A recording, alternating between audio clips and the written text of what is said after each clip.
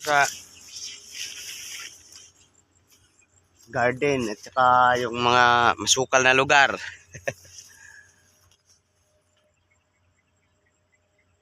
Uy, tinanggalan ng dahon yung kamuting kahoy.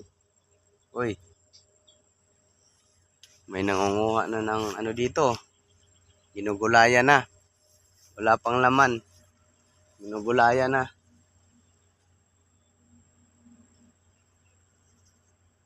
Grabe.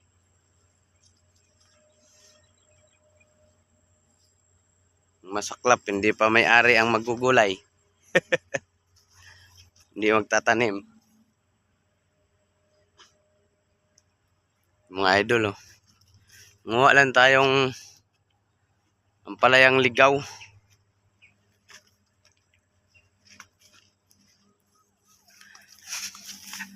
Ito tayo dito sa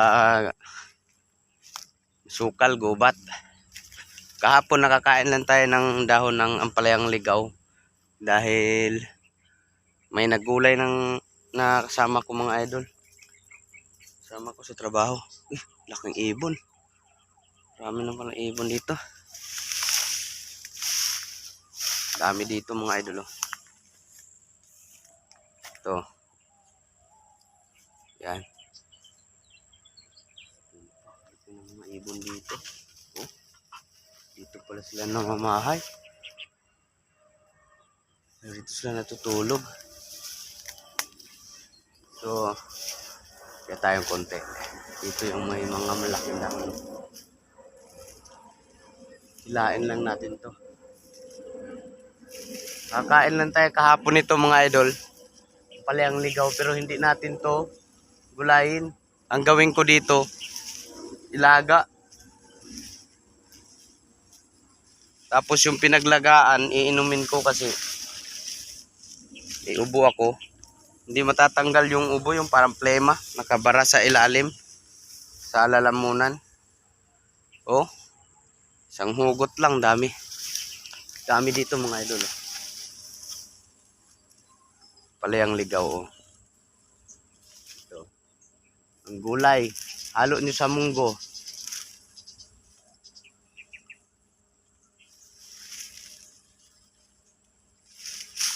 Dami.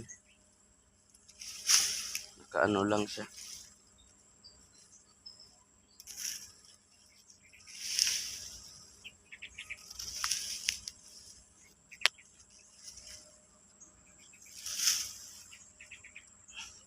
Ito talaga ginagawa ko pag meron akong ubo.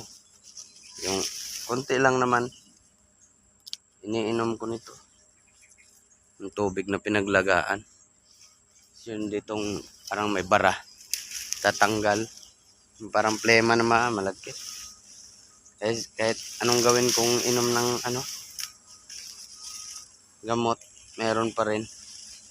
Kaya mas maganda, herbal na lang.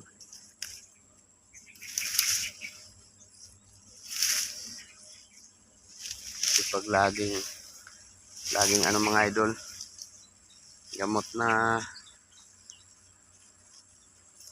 galing sa butika, baka madali yung kidney natin kakainom.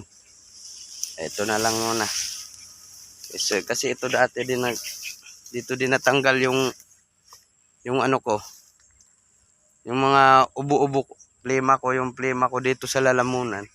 Dito din natanggal din dito. Kaya kung may ubo ako, ito yung kinukuha ko. Mapait. Ang dami oh. Oh. Kung may gulay, gugulayin natin. Sobrang dami na nito. Kaya halo sa munggo. Pait talaga to mga idol. Dami.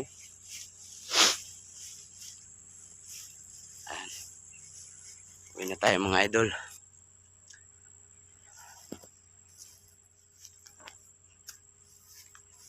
Yan na, bye-bye.